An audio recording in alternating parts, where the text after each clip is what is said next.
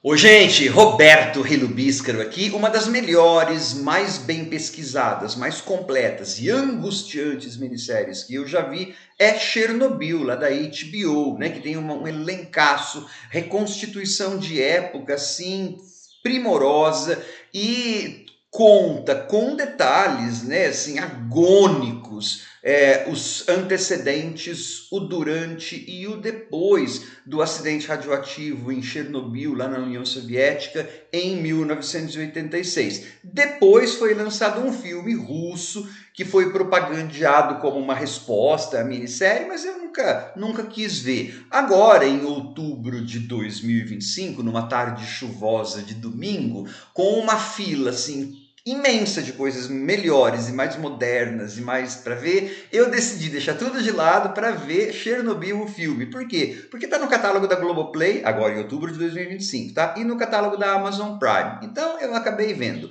Antes de falar sobre, gostaria de convidá-los a se inscreverem no canal Robertando, curtir os vídeos, compartilhá-los, agradeço bastante. Pelo que eu me lembro do player lá da Globoplay, tá marcando que tem 2 horas e 11 aquele arquivo. Então é um filme longo.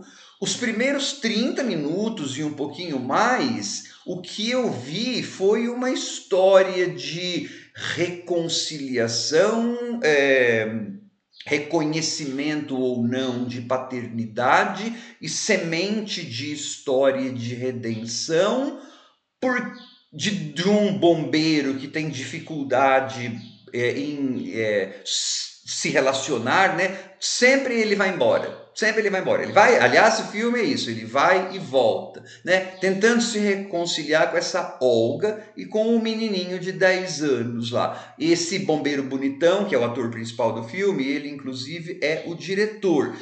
Aparentemente está mostrando ali uma história de redenção dele. Mas eu tava vendo um filme sobre. Queria ver um filme sobre Chernobyl. Meia hora é para a gente conhecer essas pessoas. O que acontece? O acidente ele passa a ser pano de fundo para a história de reconciliação ou não, redenção ou não, reconhecimento da paternidade ou não dessas três personagens. Eu acho isso tenso, um insulto, né, para um monte de pessoas que pereceram e claro, e aí você deixa um monte de coisas de fora. E aí vai o segundo ponto. Essa ênfase nessa história pessoal me pareceu uma maneira de você não encarar os problemas estruturais, como negligência, burocracia, que certamente levaram ao acidente. Por exemplo, tem um momento lá que é em um outro contexto, um do partidão lá, um dos chefes, representantes do governo soviético, reconhece o peso da burocracia. Mas olha em que situação. Diz que os pessoas voluntários para abrirem uma válvula lá para que a água drene e não acabe explodindo tudo e contaminando o planeta todo, é prometido para essas pessoas um tratamento na Suíça. Pelo que eu saiba, não houve essa ajuda humanitária, essa infraestrutura humanitária assim, não. Mas pelo menos, beleza, eles disseram, faz de conta, né? Então, que a gente acredita, beleza, tá.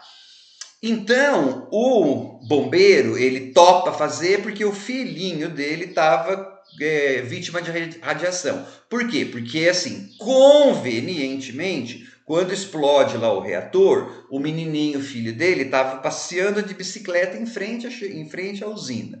Pelo que eu me lembro também, foi de madrugada o acidente, né? Os meninos estavam tarde da noite, o que você não estava fazendo na rua, aquele horário. Então, a burocracia aí, ela é endereçada, abordada no seguinte sentido: olha, se você fizer isso, né, ele fala assim, não pode levar o meu filho, né? Também não pode. E se eu for e o meu filho for no lugar, isso você consegue pela burocracia?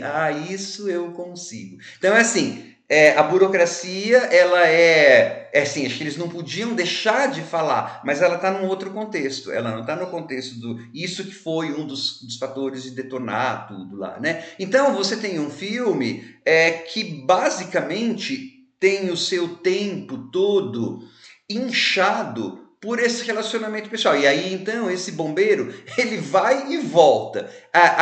E então, o que a gente vê de. E aí tem sim a parte do resgate, de você fechar as turbinas lá, a válvula, de você ver alguns efeitos, né, da radiação, mas é como assim, a gente vê a partir do ponto de vista sempre do bombeiro, indo e voltando, parece que assim, a gente está visitando aquele lugar. Pum, vai e volta, vai e volta, né? Por quê? Porque o foco daquela narrativa são aquelas 3 pessoas. O resto das pessoas, um monte que morrem, que não sei o quê, isso é incidental, né? Parece pano de fundo. E aí isso compromete tecnicamente o filme em termos de ritmo, né? Fica um filme desconjuntado, chato. Ele tem seus momentos, mas essa ênfase na história. E se você assistiu a minissérie, nada ali acrescenta, muito pelo contrário.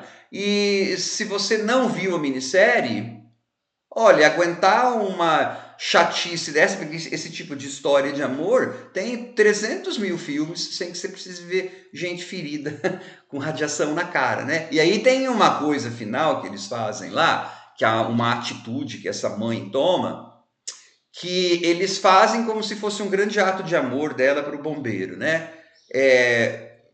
Uma mãe que está esperando um filho que acabou de voltar, estava voltando da Suíça, estava contaminado com radiação, fazer aquilo, o que ela fez, bem difícil de acreditar, né? Mas enfim, é um filme inchado demais, assim, bem chapa branca, como a gente dizia, né? Não vamos falar mal do que aconteceu, né? Então, ele não clareia nada, né? Ele é um ato heróico de, né, tal, mas esse tipo de história tem tantas. Não precisa ver um filme de 2 horas e 11 com problemas de ritmo, tal, para você ver isso, né? Gostei disso não. Tchau.